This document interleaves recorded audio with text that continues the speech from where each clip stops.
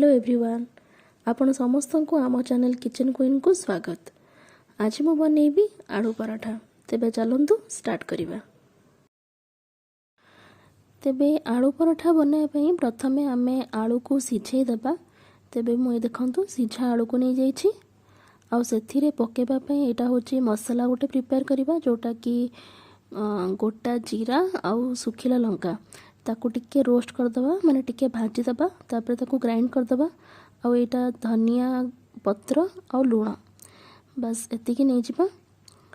आ देखंतु मु ऑलरेडी अट्टा दळिकी ताकू तीनटा गोळा करके रखी देइछि। मु तीनटा बनैबी तो तीनटा गोळा कर देइछि। आ एटा होची घियो सेकिबा पई जेतेबेले आमे पराठा बनेबा सेकिबा पई घियो।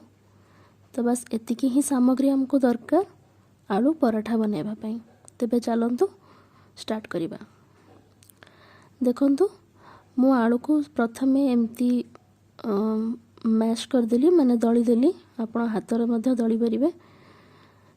तापरे मु सेथिरे ए सबु मसला आ लूण धनिया पत्र सबु गोटे गोटे करी पकेकी ताको आहुरी भलरे दळी देबी। तेबे देखंतु मु एठी आलू को बहुत भल भाबरे चकुड़ी देली।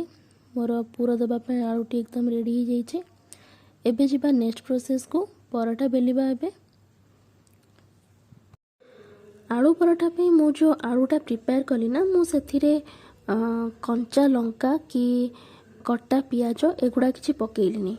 आपण चाहिले कटा पियाज आ कटा कंचा लंका मध्य पकेइ परिबे। जदि आपण भलरे बेली पारुछंती आपण बेलिला बेले आपणकर माने पूराटा बाहरी जाउनी तबे आपण पकेइ परिबे। किंतु जदि आपण गोटे स्मूथ आ भल बेलिबा पई चाहंती तबे आपण सेथिरे सेगुडा किछि न पकेइ कि ओनली एई मसाला देकी आपण आलू पूरटी प्रिपेयर करंतु आ एई पूरा देकी बेलंतु देखिबे आराम से बेली परिबे। किछि भी बाहरी बनी आलू भलरे आपण बेली परिबे। तो सेइथि पे मु कंचा लंका कि पियाज किछि यूज करिनी। आ देखंतु मु भलरे मध्ये बेली देली आ तापरे मु तावारे पकेइ देली। एबे दी पट साइड को बहुत भलरे मु सेकी देबी।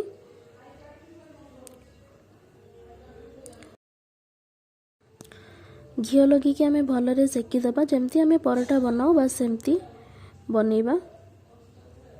देखंतु आलू पराठा बनेबा बहुत ही इजी। बस बेलिबा टाइम टा समस्त को एक्चुअली डिफिकल्ट लागे सेइथि पे मु एई मसाला पूराटी प्रिपेयर करिछि। नहले तो मैक्सिमम लोक कटा पियाज आ कटा कंचा लंका तो पकाती ही। किंतु आपण जदि भलरे बेली पारु नाहंती तेबे आपण ओनली मसाला देकी ही प्रिपेयर करंतु बहुत ही टेस्ट लागिबो बहुत ही भल लागिबो।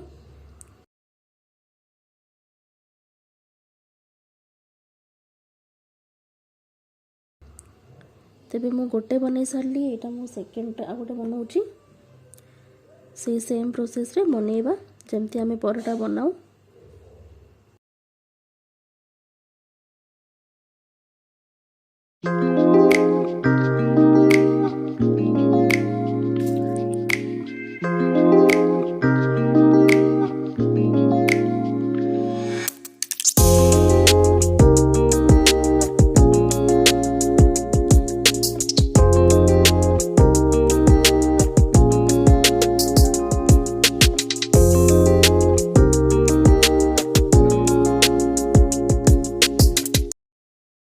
तेबे देखंतु मु आलू पराठाटा बनिकी रेडी हो जाइछि। बहुत ही क्विक और बहुत ही इजी रेसिपी एटा आ निश्चित ट्राई करिवे। आ जदि आपनको रेसिपीटी भल लागिछि तेबे लाइक शेयर और सब्सक्राइब निश्चित कर दियंतु।